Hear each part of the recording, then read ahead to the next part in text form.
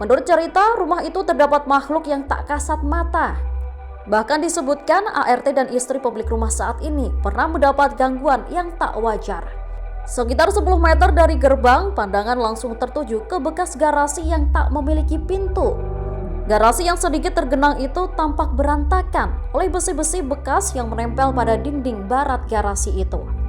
Rumah yang sudah tak dihuni sejak puluhan tahun ini memang terlihat cukup bersih pada ruang utama dan terasnya. Ada 3 buah balai-balai yang ada di teras depan dan kursi sudut kayu yang ada di ruang tamu rumah yang masih cukup terawat. Namun karena sudah tak pernah dihuni, aura negatif masih tetap ada. Apalagi saat memasuki bagian kamar tidur. Kamar tidur utama yang cukup pengap itu cukup membuat bulu kuduk berdiri. Terlebih di bagian kamar tidur yang ada di bagian belakang, tampak beberapa ekor kelelawar yang bersarang langsung berhamburan. Lantai kamar tidur terasa cukup lembab. Cat tembok di kamar juga hampir seluruhnya terkelupas. Langit-langit kamar tidur yang merupakan dak cor juga sudah banyak lapuk. Bahkan besi-besi cor di kamar tidur itu banyak yang sudah berkarat. Anak saya yang barep namanya Mika Sherly Nilwawati yang sekarang rumahnya di Kalioso. Dulu pernah nempati di sini beberapa bulan. Berhubung banyak kendala-kendala yang mungkin dianggap kurang wajar, dalam arti di sini tanda kutip karena rumah kosong, itu nggak kerasan pindah lagi karena ada sesuatu hal yang ditempati semacam makhluk halus. Itu kebanyakan di rumah belakang. Itu penghuni makhluk halusnya itu kalau nggak di nggak di bawah tangga, itu di sekitar kamar mandi. Nah sekarang posisinya geser pindah di ruang kamar belakang paling barat, yang pojok. Yang pernah ditemui dan dialami hal-hal yang kurang mengenakkan itu pertama pembantu saya itu pas membersihkan di sana itu kepalanya itu diangkat, terus dia juga tidak cerita sama saya. Terus yang kedua kalinya itu istri saya, itu baru seneng-senengnya punya rumah di sini juga nyapu di sana. Kejadian serupa terulang kembali, istri saya nyapu diangkat kepalanya lagi, jadi kakinya itu ngambang, nggak nepak, ya diangkat ke atas itu lah. Terus ya lama, terus istri saya cerita sama saya pulang. Kalau saya sendiri itu juga cuma batin, jadi saya itu merasakan bahwa rumah ini memang ada penghuninya makhluk halus.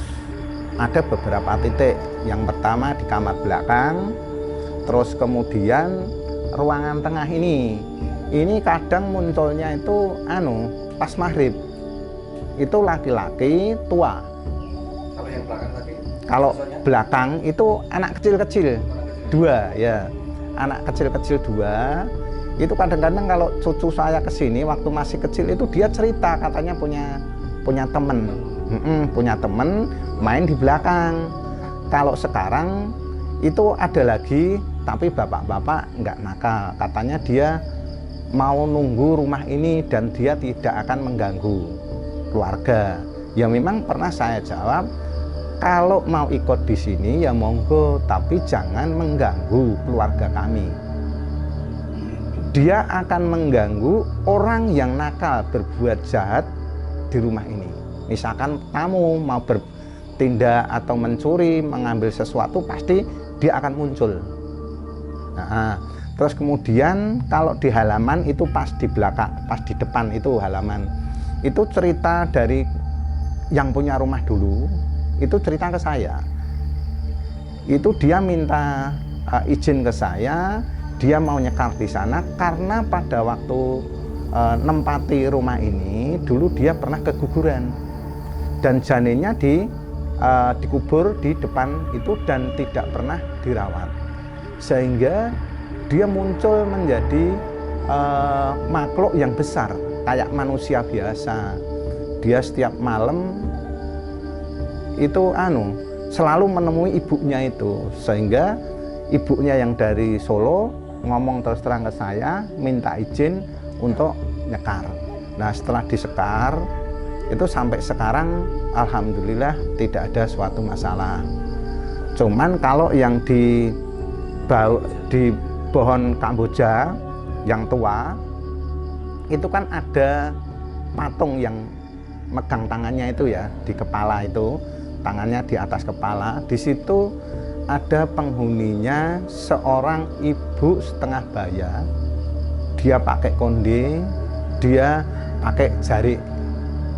Itu pernah menampakkan diri sekali selama saya di sini, itu sekitar jam 11 waktu saya pertama kali masuk sini. 11 malam.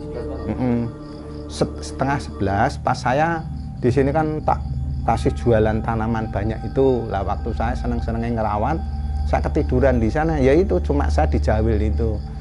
Dijawil mungkin dibangunkan. Nah, terus kemudian menghilangnya itu di patung yang tangannya di di atas kepala. Terus kemudian tak carikan orang. Itu teman saya kebetulan dari pondok Darusi Gunung Madu. Dulu kan waktu saya masuk ke sini pertama itu kan banyak penghuninya, itu ada beberapa puluh. Jadi begitu masuk gerbang itu bulu kuduk itu sudah merinding semua. Terus saya minta tolong ke teman saya dicarikan orang itu, namanya siapa saya lupa. Yaitu malam-malam jam 7 itu ke lokasi ini, nggak tahu syaratnya apa kok dia menggunakan media air, air yang itu kemasan itu, karena di sini belum ada air karena nggak ditempati. Saya nggak tahu kok dikasih air itu hilang. Memang masih ada, ya masih ada beberapa penghuni. Tak carikan teman saya yang dari Karanggede, waktu itu posisinya orang Galsari itu. Dia tak datangan dari sini. Pertama dia ke belakang rumah ke itu, dia menjawab bahwa akan memindahkan, kamu jangan mengganggu di rumah ini. Dijawab, saya di sini hanya akan numpang, saya tidak akan mengganggu.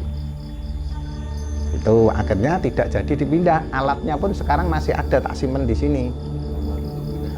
Alat untuk mindah, untuk magri itu masih, tapi berhubung saya kurang yakin, kurang percaya diri bahwa saya akan menggunakan media itu, sehingga tidak saya gunakan. Jadi cuma saya simpen saja. Saya hanya menghargai teman saya yang jauh-jauh datang ke sini. Terus kemudian teman saya juga dari daerah Simawalen itu tak suruh datang ke sini, dia jawab yang di pohon patung, pohon Kamboja yang tua itu dulu kan pindahan dari makam, itu makam kuno itu. Dia jawab di sana, dia mau dipindahkan, tapi dengan catatan yang pertama dia harus pindah di sekitar jembatan. Pertama itu. Terus kemudian syaratnya lagi dia minta disediakan rokok kretek, terus minuman kopi, terus sama jenang 3 warna. Tapi akhirnya saya pertimbangkan, ya udahlah biarin aja tetap di sana selama dia tidak mengganggu keluarga kami.